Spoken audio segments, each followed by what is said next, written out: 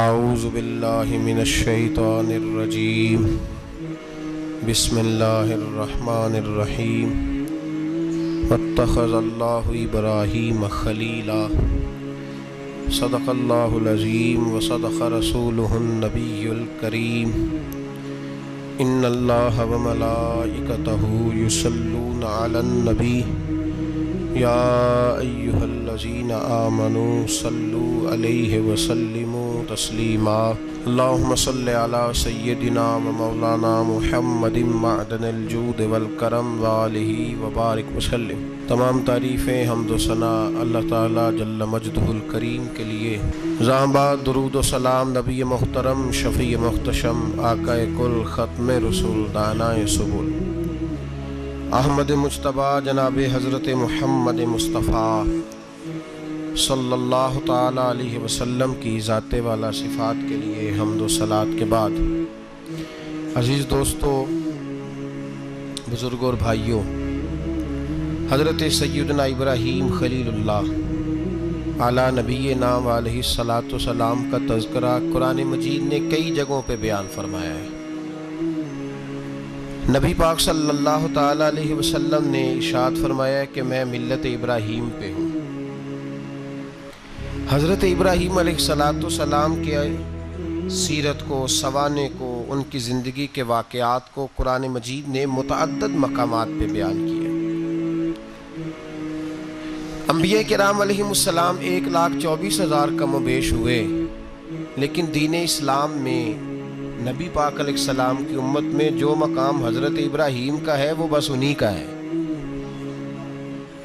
ان کی زندگی ایک بڑی خوبصورت، بڑی منفرد اور مسلمانوں کے لیے بڑی اسوہ نور دینے والی زندگی ہے۔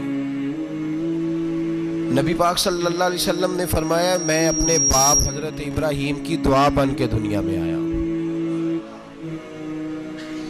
اور پھر محبوب پاک سید عالم صلی اللہ تعالی علیہ وسلم نے اپنی امت میں بھی جناب ابراہیم کے طریقے کو جاری رکھا۔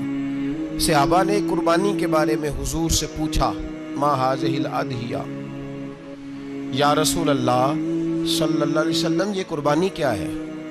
تو فرمایا، سنت ابیکم ابراہیم، یہ تمہارے باپ حضرت ابراہیم کا طریقہ ہے، یہ تمہارے باپ حضرت، حالانکہ قربانی نبی پاک صلی اللہ علیہ وسلم کا بھی طریقہ ہے، لیکن فرمایا تمہارے باپ حضرت ابراہیم کے ذکر کو باقی رکھا۔ اللہم صلی علی محمد وعلی آل محمد کما صلیت علی ابراہیم وعلی آل ابراہیم، ان کے تذکرے کو باقی رکھا دین کے اندر۔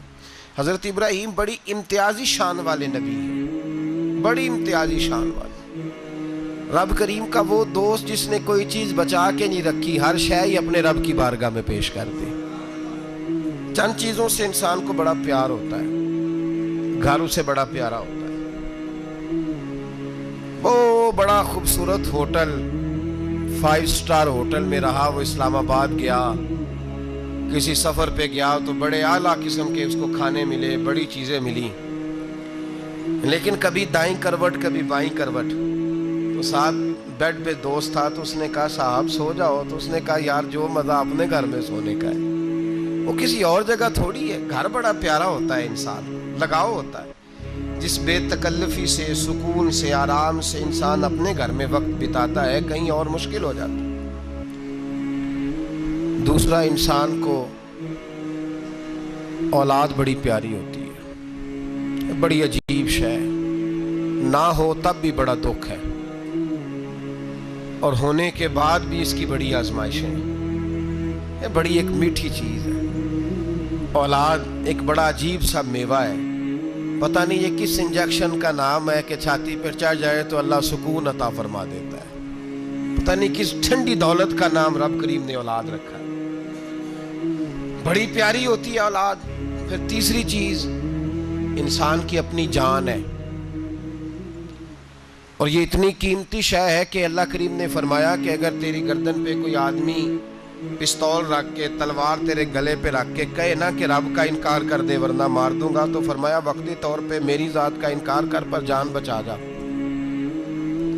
اگر تو مرنے کے قریب ہو گیا ہے اور حرام شے کھائے بغیر تو بچ نہیں سکتا، مر جائے گا، تو فرمایا چل تو اس طرح کر، حرام کھا کے جان بچا۔ پر جان بچانا فرض ہے، ضروری ہے۔ وطن بڑا پیارا، اولاد بڑی پیاری، جان بڑی پیاری، پر حضرت ابراہیم سے رب کریم نے فرمایا چل ابراہیم کوئی چیز دے، تو کہا یا اللہ تینوں ہی تیرے نام پہ قربان کرتا ہوں، تیری ہوئی ساری، ہر شے تیری۔ حضرت ابراہیم نے دین کے لیے، آپ شہر بابل کے قریب پیدا ہوئے تھے، وہاں سے مصر آئے، مصر سے فلسطین آئے، اور فلسطین سے آ کر کے کعبہ آباد فرمایا۔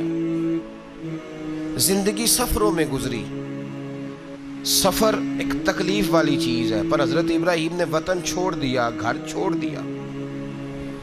جان بڑی عزیز ہوتی ہے اصل میں نا، جب انسان جد و جہد کرتا ہے نا دین کے لیے، تو اس کے رستے میں بڑی چیزیں آتی ہیں، کبھی اولاد، کبھی گھر، کبھی باہر، کبھی حکومتیں، کبھی سیاستیں، کبھی چدراہٹیں، اس کے رستے میں بڑا کچھ آتا ہے اور اسے ہر چیز کو فیس کرنا پڑتا ہے۔ گھر کے اندر بھی جنگ ہوتی ہے اور گھر کے باہر بھی لڑائی ہوتی ہے، یہ آسان ہے ہی نہیں۔ ہم تو خیر ہتھیار چھوڑ کے پھینکنے والے لوگ ہیں، ہم بھولے بھالے لوگ ہیں، ہم کہتے ہیں میں نے تو کہا تھا مہندی نہ کرو، پر بیٹے نہیں مانے، بھولے جو ہوئے۔ اسی طرح حالانکہ اگر وہ بیٹا کہے نا کہ ابا جی لاؤ زندگی میں سارا کچھ میرے نام کرو، تو پھر ہم بھولے نہیں ہوتے، اور اس وقت ہم تیز ہوتے ہیں، کہتے ہیں یہ کیسے ہو سکتا ہے، ہاتھ کاٹ کے دے دوں۔ اس وقت نہیں، دین کے معاملے میں بھولے ہوتے ہیں۔ بیٹا بد مذہب کے پاس جا رہا ہے تو اس وقت ہم بھولے بھالے ہیں، کوئی عرض نہیں، لیکن اگر وہ اپنی پسند کی شادی کرے ہمیں کراس کر کے، پھر ساتھ ہی ہم تیز ہو جاتے ہیں۔ تو حضرت ابراہیم نے جب دین کے لیے نکلے تو جد و جہد کی، گھر کے اندر بھی گھر کے باہر بھی۔ آپ کے والد کا نام طارق ہے، وہ توحید پرست تھے، ایماندار تھے، پرہیزگار تھے۔ آپ کے چچا کا نام آزر ہے، وہ بت پرست تھے، بت بیچا کرتے تھے۔ حضرت سیدنا ابراہیم علیہ السلام جب میدان عمل میں نکلے تو حضرت ابراہیم علیہ السلام نے اپنے گھر سے جہاد شروع کیا، لڑنا پڑا۔ گھر کے اصولوں سے، چچا نے جو رواج بنائے ہوئے تھے اس رواج سے ٹکرائے۔ فرمایا میں اپنے گھر کے اندر یہ بت پرستی نہیں ہونے دیں گا۔ چچا کو ایک دفعہ نہیں، بار بار 100 دفعہ سمجھایا۔ آپ کا چچا بت بنا کے بیچا کرتا تھا۔ حضرت ابراہیم علیہ السلام تھوڑے بڑے ہوئے تو کہنے لگا کہ چلو میرے ساتھ، تم بھی بت بیچنے ہیں، ہمارا کاروبار ہے۔ حضرت ابراہیم ساتھ نکلے تو بت پکڑا ہے، گندے پانی کے اندر اس بت کو ڈبوتے ہیں، کہتے ہیں کسی نے خریدنا ہے تو خرید لو، نہ یہ نفع دے سکتا ہے نہ نقصان دے سکتا ہے، جو اپنا آپ نہیں بچا سکتا تمہیں کیا بچائے گا، خریدنا ہے تو خرید لو۔ چچا کہنے لگا تو کاروبار چمکا رہا ہے کہ تباہ کر رہا ہے۔ گھر میں بڑے معاملات خراب ہوئے، جھگڑے ہوئے، لیکن حضرت ابراہیم علیہ السلام ایک منٹ کے لیے بھی اپنے گھر کے اندر بھی کمپرومائز کرنے کو تیار ہے۔ یہ تھوڑا مشکل میں نے پہلو چھیڑ دیا ہے، یہ تھوڑا مشکل پہلو چھیڑ دیا ہے۔ بڑا سمجھدار آدمی ہے پر بیوی سے پردہ نہیں کرا سکتا، سیانا ہے، پنچایت کا بندہ ہے، جو اس سے آپ کہیں گے وہ بات یہ سنائے گا، لیکن کہتا ہے نہیں جی میں نے کوشش کر لی ہے۔ کس قسم کی کوشش ہے صاحب، کیسے ہو گیا؟ حضرت ابراہیم علیہ السلام نے گھر کے اندر سے فرمایا نہیں کرنے دوں گا، گھر کے اندر بھی ٹکرائے، فرمایا تم جو بھی ہو، پاش پاش کیا چچا کے اصولوں کو، اور باہر جب نکلے تو صرف علاقے کے چیئرمین سے نہیں ٹکرائے، ایم پی ایم این اے وزیر مشیر سے نہیں ٹکرائے، سپر پاور نمرود دنیا کا واحد حکمران تھا اس وقت، دوسرا کوئی حکمران ہی نہیں تھا، اکیلے حکمران سے جا کر ٹکرائے، کوئی ساتھ فوج نہیں تھی، کوئی ساتھ ان کے طاقت بظاہر دنیا داری کی کوئی نہیں تھی، پر حضرت ابراہیم جا کے ٹکرائے، اور میرے رسول پاک صلی اللہ علیہ وسلم نے سند بیان کی، فرمایا افضل الجہاد کلمۃ الحق عند سلطان الجابر، فرمایا سب سے افضل جہاد یہ ہے کہ تو ظالم بادشاہ کے سامنے کھڑے ہو کے حق بات بیان کر دے، یہ سب سے بڑا جہاد ہے، یہ سب سے افضل الجہاد کلمۃ الحق عند سلطان الجابر، سب سے بڑا جہاد۔ حضرت ابراہیم کھڑے ہو گئے، سپر پاور سے ٹکرائے۔ یہاں ہم لوگ حکمتوں کا شکار ہیں، دیکھیں گے، کریں گے، سوچیں گے، اور مولوی صاحب کو ویسے کہتے ہیں آپ پرہیز